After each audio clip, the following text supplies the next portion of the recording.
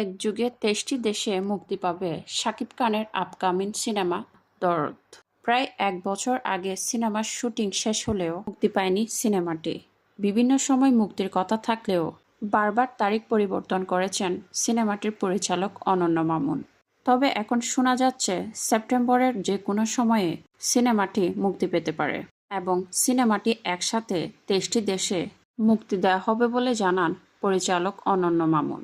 এই সিনেমায় শাকিবের নায়িকা হিসেবে আমরা দেখতে পাবো ইন্ডিয়ান নায়িকা সোনাল সোহানকে। অনেকেই ধারণা করছেন শাকিব খানের সিনেমার ক্যারিয়ারে নতুন একটি মাত্রা যোগ করবে দরদ সিনেমাটি।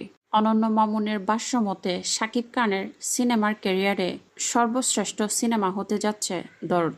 ইতিমধ্যে সিনেমাটির ট্রেলার প্রকাশ পেয়েছে এবং তা দর্শকের মন কেড়ে নিতে সক্ষম হয়েছে। এই সিনেমায় ভিন্ন ভিন্ন চরিত্রে ধরা দিবেন শাকিব খান।